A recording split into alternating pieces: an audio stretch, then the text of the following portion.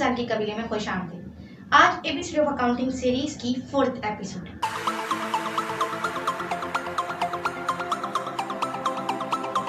इसमें हम जानेंगे अकाउंटिंग इक्वेशन के बारे में,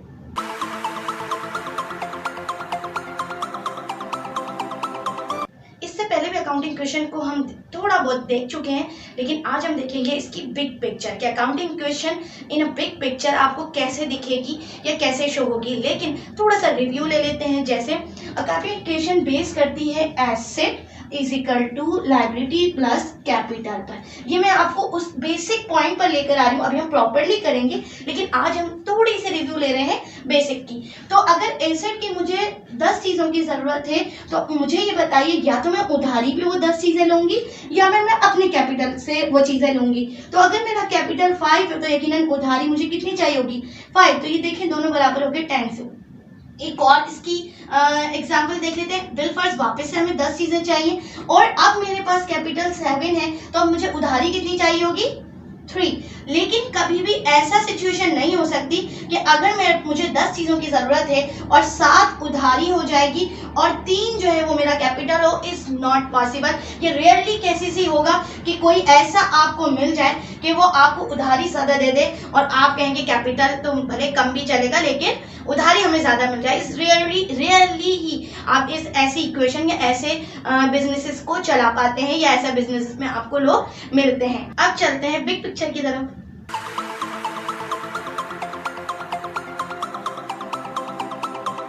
सो आई हैव अ क्वेश्चन, तो स्टार्ट करते हैं। लेकिन स्टार्ट करने से पहले अगर आप बोर्ड पे देख रहे होंगे तो मैंने कुछ लिख लिया। क्या लिख लिया है वो मैं आपको ही बता दूं। कोई भी इक्वेशन आप हल कर रहे होंगे, सॉल्व कर रहे होंगे, तो आप उससे पहले ये सारा कुछ लिख चुके होंगे और वो क्या क्या है वो देख लेते हैं। देखिए एसेट बराबर है इक्विटीज की, तो ये पूरी एक प्रॉपर हेडिंग के साथ चलेगा। और वापस से आता है इक्विटीज के नीचे तो 2 हिस्सों में डिवाइड हो गया है, लायबिलिटी और प्रोप्राइटरशिप। और लायबिलिटी के नीचे मैंने एक और लिख दिया है अकाउंट पेबल, क्योंकि उधारी नॉर्मली अकाउंटिंग इक्वेशन के अंदर एक ही रहती है, तो मैंने फिलहाल अकाउंट पेबल लिख दिया। ज्यादा होगी तो हम उसको बाद में देखेंगे, अभी फिलहाल इस पर फोकस करते हैं। तो मैंने क्या किया, अकाउंट पेबल को ए और पी से जाहिर किया और ब्रैकेट छोड़ दिया, क्योंकि जब हम क्वेश्चन पढ़ेंगे तो हम यहाँ पर उसका अकाउंट पेबल का नाम लिख लेंगे। अब इधर आ जाते हैं कैपिटल, तो कैपिटल भी हम जब क्वेश्चन पढ़ेंगे तो वो हम नाम लिख लेंगे। इसलिए फिर यहाँ पर आ जाते हैं एसेट। एसेट के अंदर करंट और नॉन करंट एसेट सारे एक साथ आ जाएंगे। दैट्स व्हाई मैं इसको इस तरीके से लिख चुकी हूँ। अच्छा, ये जो लाइनें खींच रहे हैं हम ये बाद में डिस्कस करते हैं। अब बात कर लेते हैं हेडिंग्स की। हेडिंग किस पर डिपेंड करेगी, आपके क्वेश्चन पर डिपेंड करेगी। तो क्वेश्चन देखिए कह रहा है the following are the transaction of mister Gani Tilakchari Hyderabad a sole trader during January 2008। तो यहाँ पर देखिए वो नाम बोल चुका है, और जब वो नाम बोल चुका है तो हम उसको यहाँ पर लिखेंगे। कैसे लिखेंगे, सबसे पहले तो आ जाएगा मिस्टर गनी,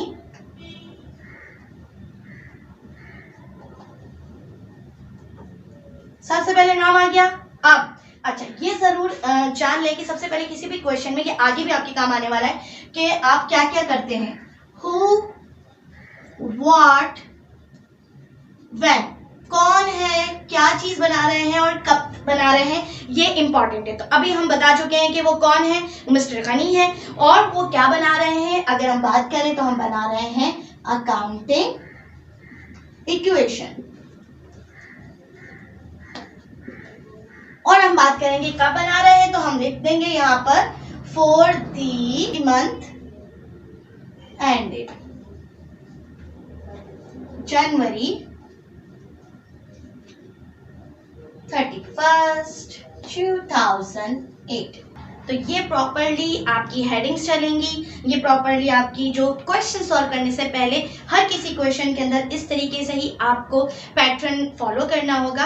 एक और चीज आखिर में क्या करेंगे, प्रोप्राइटरशिप के आखिर में एक अमाउंट कॉलम जितने पर जगह छोड़ेंगे, मतलब इतनी जगह रखेंगे और वहां लिखेंगे इनकम और एक्सपेंसेस। बिकॉज ये हम बात कर रहे हैं बैलेंस शीट इक्वेशन की, तो आपको पता होगा कि बैलेंस शीट के अंदर इनकम स्टेटमेंट का प्रॉफिट या लॉस भी शामिल हो जाता है और फिर वो आखिर में एक बैलेंस हमें देता है। ये हम फर्दर आगे डिस्कस करेंगे अगर किसी को ये बात समझ में ना आ रही हो। लेकिन अभी फिलहाल जो मैं बता रही हूँ उसको देख लें कि यहाँ पर मैं बोल रही हूँ इनकम और expenses. Now start the topic. तो अब हम बात कर लेते हैं इक्वेशन नंबर 1 की, जो है हमारे पास 02।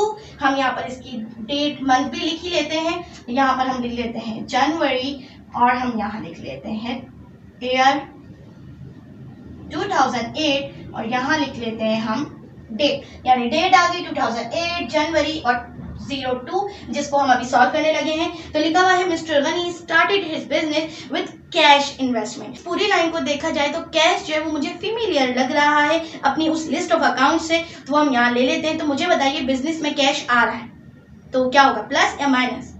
प्लस होगा। तो हम क्या करेंगे, यहाँ लिख देंगे कैश प्लस हो गया, और बिजनेस में क्या लेकर आ रहा है और कौन लेकर आ रहा है, मिस्टर गनी। तो मिस्टर गनी को हम यहाँ लिख देंगे। तो पैसा अमाउंट भी लिख देते हैं 25,000 रुपीज। लॉजिक, ये हो गई हमारी पहली इक्वेशन सॉल्व। अच्छा, आप बोलेंगे कैपिटल कैसे आ गया? तो भाई बताइए, पहले एक तो हमें पहले ही पता है कि मिस्टर गनी ये बिजनेस कर रहे हैं। दूसरी बात हमें ये पता है कि जब पैसे लेकर आएगा तो वही सबसे पहले लेकर आएगा ना, उधारी की बात तो बाद में आएगी। तो अभी वही पैसे लेकर आए हैं 25,000 और कैश की सूरत में आए हैं। तो आप ये देखें बिल्कुल बराबर बराबर चल रहा है। ये आप शुरू से भी एहतियात रखेंगे कि प्लस करके देखते रहेंगे तो आपकी इक्वेशन नीचे आके कभी भी डिसबैलेंस नहीं होगी या इनइक्वल नहीं होगी। तो देखिए मैंने 25,000 यहाँ पर लिख दिया और 25,000 यहाँ लिख दिया। तो आप पहले यहीं पर ही आराम से देख सकते हैं कि दोनों बराबर हैं, और जहां जरूरत नहीं है वहां कुछ भी लिखने की जरूरत नहीं है। फिर हम बाकी बात में देखते हैं। नेक्स्ट है हमारे पास 04 में परचेज मर्चेंडाइज ऑन कैश। अब आप ये देखिए दो अकाउंट नेम हमें यहाँ पर नजर आ रहे हैं, एक मर्चेंडाइज दूसरा कैश। तो अब कैश तो हमारे पास ऑलरेडी लिखा हुआ है, तो क्या नहीं लिखा हमारे पास, मर्चेंडाइज। मर्चेंडाइज नहीं लिखी तो अब हम लिख देंगे 04 में मर्चेंडाइज प्लस हो रही है माइनस, दोबारा पढ़ लेते हैं, परचेज। परचेज किए तो मर्चेंडाइज आई है और पैसे गए हैं। तो अब हम क्या करेंगे, यहाँ लिखेंगे प्लस और यहाँ लिखेंगे माइनस और अमाउंट देखेंगे इसमें से, तो वो है हमारे पास 10,000। Now we need a balance. तो अब हम जो यहाँ पर लाइन लिखेंगे वो लिखेंगे हम बैलेंस वर्ड। तो इसको शॉर्ट फॉर्म में लिख देते हैं ताकि हम सुकून से चले आगे। खैर, तो यहाँ तो कुछ भी नहीं था, तो ये रखेंगे तो ये वैल्यू आ जाएगी बैलेंस के अंदर ओनली 10,000 प्लस माइनस माइनस, लेकिन साइन आती है बड़ी रकम की, ये तो मैथ का ही रूल रहेगा, वो थोड़ी अलग जाएगा। तो अब 25,000 में से 10 निकाल देंगे तो आ जाएगा 15,000 और ये आ गया हमारे पास एसेट साइड का बैलेंस। अब इधर आ जाते हैं, यहाँ पर कुछ भी नहीं है तो कुछ नहीं लिखेंगे, यहाँ देखेंगे तो यहाँ हमारे पास मौजूद है 25,000। Now you tell me that कि ये दोनों प्लस करने पर 25,000 बनते हैं कि नहीं बनते? बिल्कुल बनते हैं। तो ये देख लिया हमारा बैलेंस आ चुका है। तो ये अगर साथ साथ चलाएंगे तो हमारे लिए इजी रहेगा। नेक्स्ट हम चलते हैं, वो कह रहा है purchase merchandise from Qadir and sons rupees 11,500 on credit. देखिए अब यहाँ पर वो कह रहा है कि परचेज किया आपने मर्चेंडाइज और किससे किए, बंदे का नाम बता दिया यानी कादिर एंड सन्स, और आखिर में ये भी लिख दिया है ऑन क्रेडिट। इसका मतलब है उधार पर आपने परचेज की है, वो भी मर्चेंडाइज। तो मर्चेंडाइज तो ऑलरेडी लिखा हुआ है, ठीक। अब आपने देखा मर्चेंडाइज ये रहा हमारे पास अकाउंट, और दूसरा अकाउंट आना है अकाउंट पेबल, क्योंकि उधार पर किया है ना परचेज, पैसे तो नहीं दिए हैं, तो वो हम ऑलरेडी लिख चुके हैं। तो हमें अकाउंट पेबल का नाम मिल गया है, वो है कादिर एंड सन्स। तो वो हम लिख लेंगे कादिर एंड सन्स, यहाँ लिखा, और अमाउंट मिली हमें 11,500, वो हम यहाँ लिख देंगे।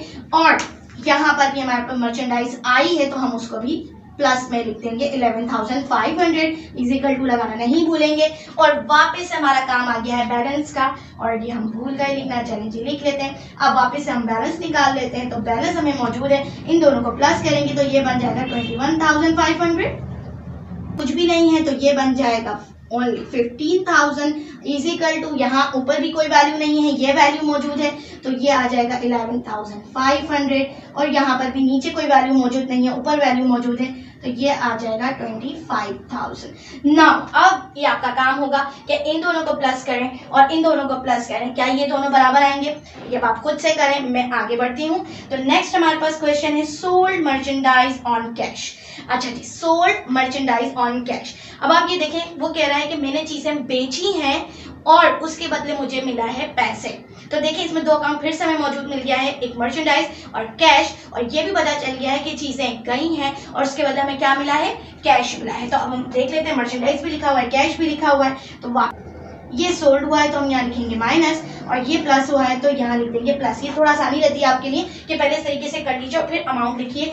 अब हमारे पास अमाउंट आ गया है 5,500 और यहाँ पर भी आ गया है 5,500। Now it's time to balance.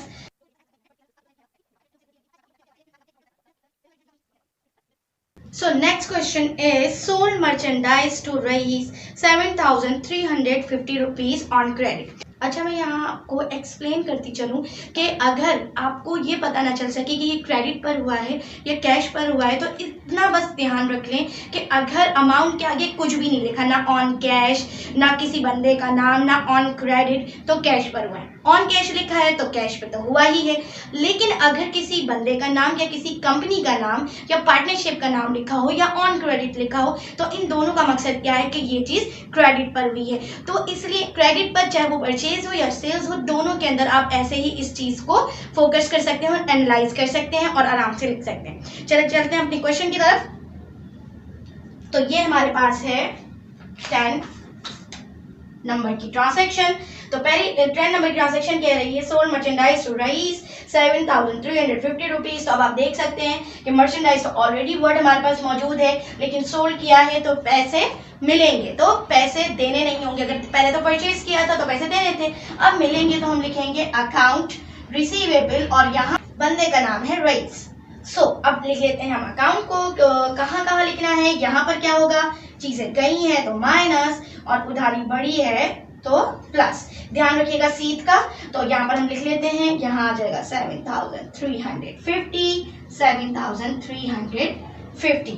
Now time to again balance. ये कभी नहीं भूलेंगे, इससे बहुत इजी हो जाता है ये अकाउंटिंग इक्वेशन करना आपका। Now balance it.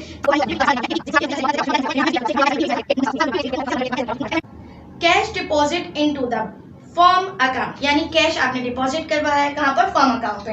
यानी यहाँ बहुत ज्यादा कैश हो गया लगता है, तो इसको हमने फर्म के अकाउंट में, तो हम यहाँ पर एक अकाउंट ओपन करेंगे, वो है बैंक। क्योंकि देखें कहाँ जाएगा, बैंक के अंदर जाएगा, ऑफिस अकाउंट वहीं खुलेगा और कैश तो ऑलरेडी हमारे पास मौजूद है। कितना अमाउंट बोला है उसने, 20,000। तो यहाँ हम कर देंगे माइनस क्योंकि कैश जा रहा है हमारे पास से, और यहाँ हम कर देंगे ऐड क्योंकि कैश हमारे पास आ रहा है।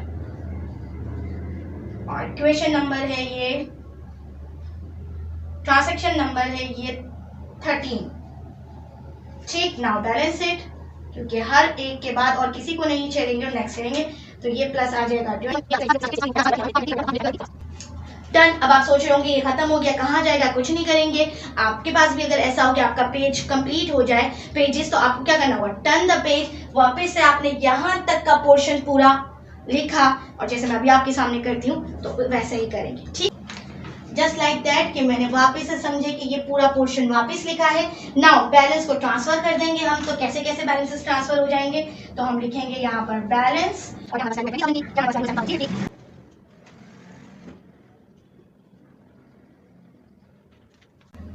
नाउ इस तरीके से आपने क्या करना है कि प्रीवियस पेज के जितने भी बैलेंसेस हैं वो आपने इस तरीके से सबको लिख लेना है। डन। नाउ नेक्स्ट पढ़ लेते हैं। नेक्स्ट हमारे पास रिसीव कैश फ्रॉम रईस। अब आप ये देखें कि रईस जो है इनसे हमें पैसे मिले हैं, दो अकाउंट है, कैश और रिसीव, दोनों अकाउंट मौजूद हैं। और अगर रिसीव की कहानी है तो आप सोच सकते हैं कि पैसे आए हैं तो ये प्लस, और उधारी क्या हो गई है, खत्म हो गई है, तो दिस इज माइनस।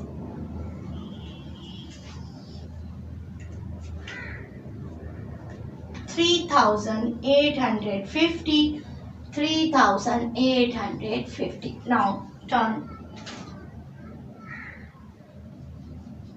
अब बारी है बैलेंस की।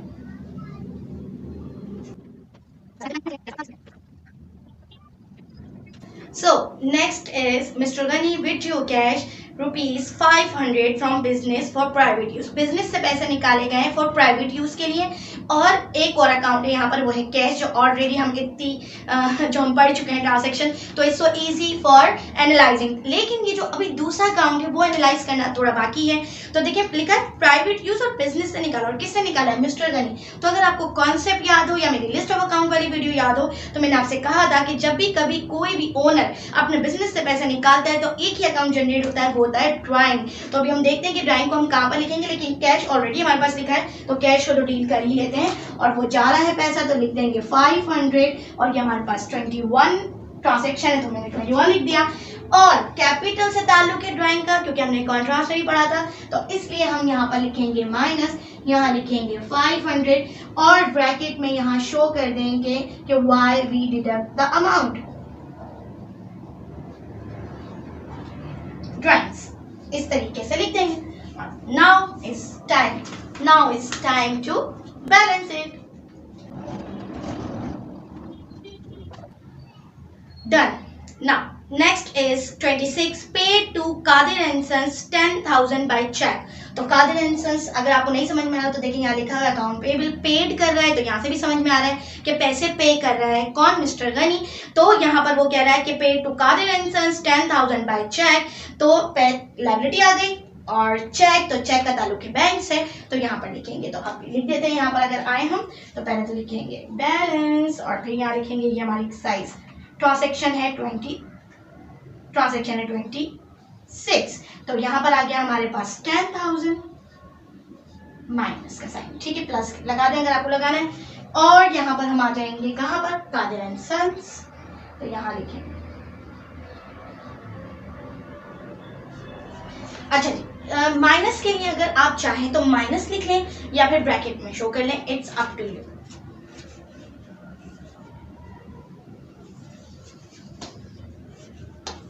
तो ऐसा करते हैं, इस लास्ट वाले को ब्रैकेट में शो करती हूँ ताकि मैं आपको दिखा दूं कि आप इस तरीके से शो कर सकते हैं। तो इट्स अंडरस्टैंडेबल, ठीक। दोनों में से जो तरीका आपको पसंद आए आप उसको सॉल्व कर सकते हैं। Now it's time to balancing. Done. तो ये थी हमारी अकाउंटिंग इक्वेशन जो हम डन कर चुके हैं। अब आखिर में आपका काम होना चाहिए ये सारी अमाउंट को प्लस करना, यानी 10,000, 3,500, 8,650, 3,850 बराबर होने चाहिए 1,500 प्लस 24,500 के। The way to show the all account balances just like that कि आपने क्या लिखा, आपने लिखा एसेट, उसके नीचे सारे अकाउंट नेम लिखे, अमाउंट लिखा, सारे उसके अमाउंट्स लिखे, फिर इक्विटीज लिखा, उसके नाम लिखे, अमाउंट लिखा, उसके अमाउंट लिखे, और यकीनन देखेंगे आपके ये दोनों हो जाएंगे आपके बराबर। आप चाहें तो यहाँ पर वर्ड टोटल भी लिख सकते हैं। सो ये था हमारा आज का topic accounting equation. I hope so कि आपको ये अकाउंटिंग इक्वेशन का जो तरीक़ेकार है, जो समझाने का तरीक़ेकार है, वो आपको समझ आया हो। अगर फिर भी कोई आपके पास क्वेश्चन हो, कोई क्वेरीज हो, तो आप मुझसे कमेंट कर सकते हैं इसी वीडियो के नीचे और मुझसे पूछ सकते हैं, या फिर मुझे इंस्टाग्राम पे फॉलो कर सकते हैं कॉमर्सदान के नाम से ही, तो मैं आपको वहाँ पर ज़रूर मिलूँगी। तो आप ज़रूर मुझे ज्वाइन करें इंस्टाग्राम पे भी, और मैं आपको वहाँ पर जवाब दूंगी अगर आपके कुछ क्वेश्चंस के बारे में होंगे या मेरी पिछली कोई वीडियोस के बारे में कोई क्वेश्चंस होंगे। तो आज के लिए इतना, बाकी next. If you like my videos so do like, share and subscribe my YouTube channel which is Commercedaan. और जाने से पहले अपनी फैमिली के लिए, अपने लिए और कंट्री के लिए एसेट बने ना कि लायबिलिटी।